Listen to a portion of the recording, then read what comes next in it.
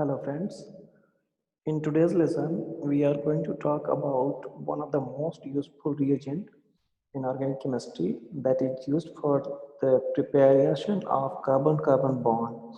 So the reagent is known as Gilman reagent, and we are going to discuss about the basic introduction of this reagent and application part of this reagent in today's lesson. All right. So this reagent, this Gilman reagent, is also known as organocuprates because there is a carbon copper bond. So because of the bonding pattern, this is also known as organocuprates. Organo means organic compound and copper. So because of the bonding pattern in this molecule, these are called organocuprates. All right. So for preparation of these organocuprates, we have to treat this organolithium compound with copper iodide in the presence of triethylether, or we can have this tetrahydrofuran at a minus 78 degrees centigrade.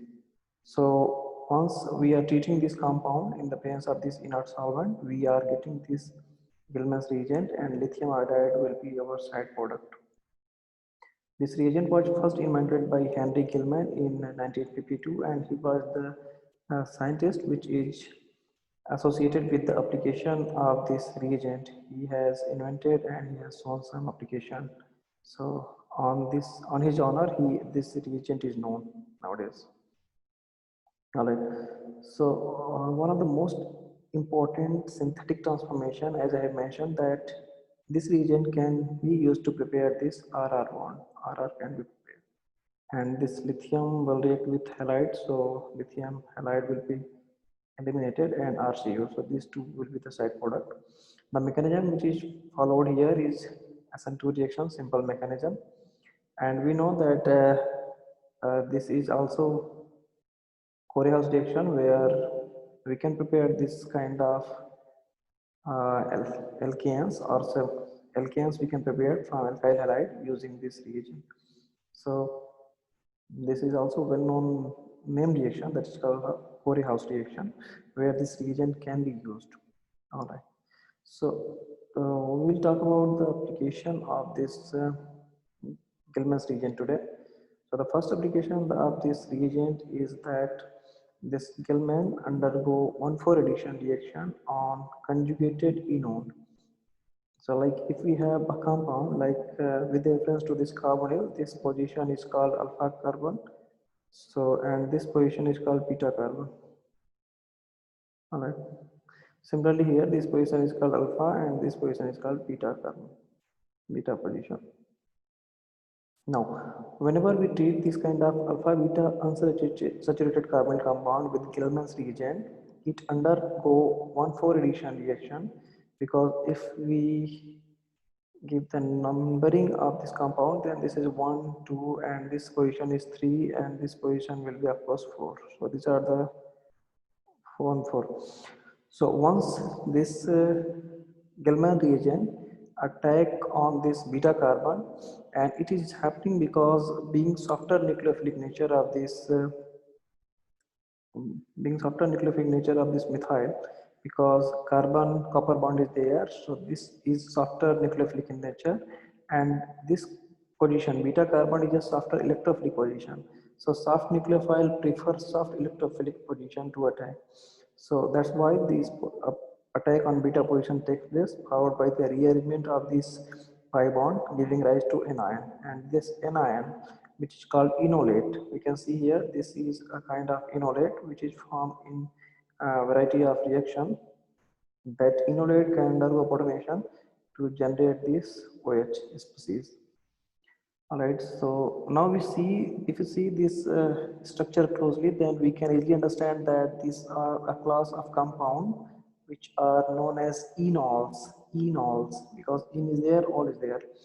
And whenever enol is there, they can undergo tautomerization. They may undergo tautomerization giving rise to ketone. So double bond will migrate here and hydrogen will be shifted here. So these are the major products whenever we treat cyclic conjugated enone with carbonyl compound. So that is why this is called 1,4 addition, because addition takes place at 4 and at 1 position. All right.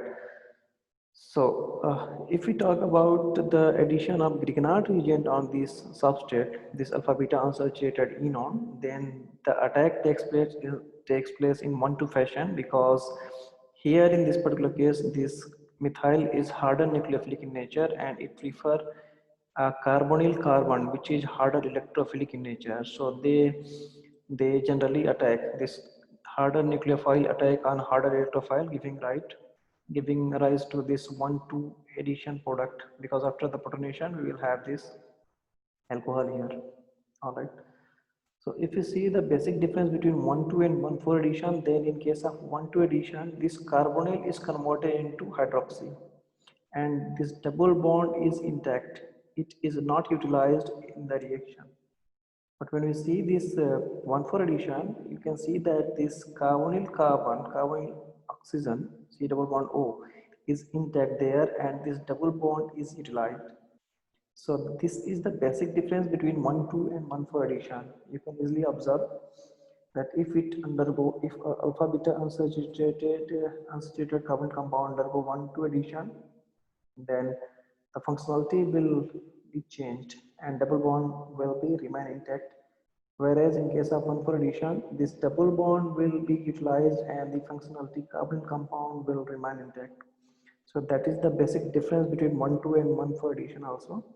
So from this slide, we can also conclude that this Gilman's reagent undergo 1,4 addition reaction in case of conjugated enone, and it is because of the softer nucleophilic nature of CS3 bond, copper CS3 or copper carbon bond. So whenever it is methyl is there, then this methyl, or if it is ethyl is there, then this ethyl will act as a soft nucleophile, and it will prefer soft electrophilic position. So that's why it will undergo 1,4 addition product. All right.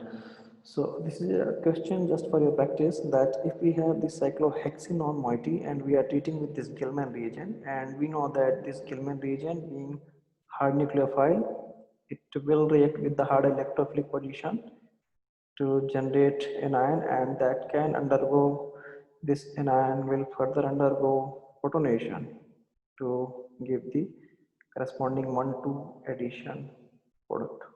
But whenever we talk about this Gilman reagent and we are treating with this cyclohexanone, since it do not have softer electrophilic position, so it will not undergo any reaction with such substrate. So reaction will not work at all with this kind of substrates whenever we are talking about this Gilman reagent.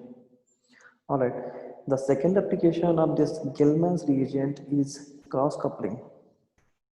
So alkyl cross coupling, you can say, because if you see here, alkane is here and we have this iodide, substituted iodide.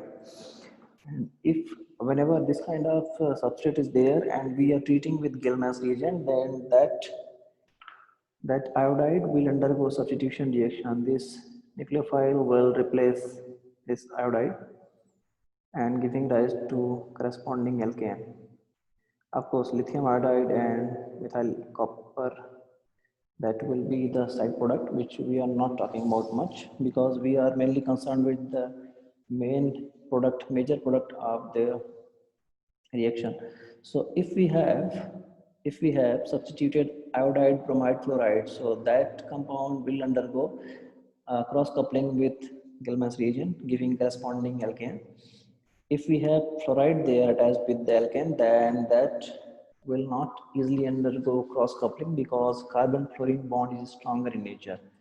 So if you want to do this reaction with fluorine, then that may be possible under extreme condition using some catalyst or now. So generally it do not gives. Generally if fluoride is there, then that will not undergo alkyl cross coupling reaction with this Gilman reagent. All right. So that is what I want to say from this particular example. Apart from these alkanes, if we have aryl compound, if we have vinyl, allyl or benzyl halide, so all these compound will also undergo cross coupling with this Gilman reagent. Like here you can see this is vinylic bromide and we are treating with Gilman's reagent, then we are getting this cross coupled product. We have this aryl compound and that iodine may also undergo cross coupling to give the desired product. So that is the second application of this Gilman's reagent.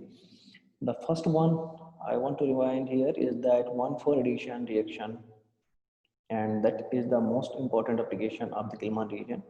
Second one was cross coupling. Third one is we can prepare ketone. We can easily prepare ketone from acid chloride. So if we have this acid chloride and we are treating with this Gilman reagent, we know that this ethyl bond, this ethyl group is softer nucleophilic in nature, and this can attack at this carbonyl carbon, generating this tetrahedral intermediate. And after liberation of this chloride, because chloride is a good leaving group, so after liberating this chloride, this ketone can be generated easily. So that is the third application, and this is also one of the most application, because we are getting ketones from acid chloride directly in one step. So this is also interesting. So the fourth application of this reagent is if we have a substrate that may undergo cyclization, then it can give cyclic compound. So like if we talk about this particular example, then if we open the structure of this compound, then we can write this COO like here, and we know that with reference to this functionality, this is the alpha and beta position, and this Grignard reagent attack on the beta position, giving this electronic rearrangement compound that may undergo cyclization, liberating OCS3 to generate these cyclic enones. So here you can also see easily that methyl group is here, and these are the some intermediate steps where the electronic rearrangements are shown. So in certain cases, if we have a substrate that can undergo cyclization, then this Gilman reagent may give rise to this kind of cyclic compound. So we also know that 5 and 6 member rings are thermodynamically more stable as compared to higher members or lower members of the chain or open chain structure. So if it is possible that a compound may form 5 or 6 member ring, then that will form that ring because they are thermodynamically more feasible. The fifth and last application of this Gilman reagent is epoxide ring opening. So suppose we have this epoxide and we know that this epoxide is not symmetrical in nature. And whenever this kind of unsymmetrical epoxides are there, then there are two possibilities. That suppose we have this A and B side we are showing, then we can easily understand that this side is more hindered because alkyl chain is here, and this side is less hindered. So this Gilman region prefer to attack on the left from the less hindered side, so that this peroxide bond will open, and after protonation we can get corresponding alcohol. So what I want to say from this particular slide is that whenever epoxide is there and we are treating any epoxide with Gilman's reagent, then the ring opening takes place from less hindered side. All right. So these are the 5 application. Among these 5, this first and fifth, these two are the most important application of this Gilman's reagent, and you have to remember uh, these two examples preferentially as compared to others. So this will undergo 1,4 addition because of the softer nucleophilic nature of the compound, and second one is it undergo cross coupling reaction if there is halide which is attached with either alkene or arine compound, vinyl compound. So if there is some iodo, bromo or chloro is there which is directly attached with alkene, vinyl or aryl bond, then that will undergo cross coupling in the presence of this Gilman reagent. If fluoride is there, then it will generally not give this cross coupling reaction. That has to be remembered. Then we can prepare ketone directly from acid chloride. So that is also one application, and the reason and the mechanism we have discussed. Uh, we have a tetrahedral intermediate, and chloride being good leaving group, it liberates, giving rise to ketone. If there is a possibility of formation of cyclic enone, then the compound gives cyclic compound. So these are the 5 applications of Gilman's reagent which you have to remember. So these are the two questions which are asked in the NPTEL examination. We have this epoxide and we are treating with this Gilman reagent. Then of course bond will open from here. This bond will open, and after protonation we can have this compound. And this is acid chloride we know, and we are treating with Gilman reagent. Then this will liberate this Cl, giving rise to this ketone. So this is it from the Gilman's reagent. I hope now you are able to understand the basic introduction of Gilman's reagent and its applications. Thank you.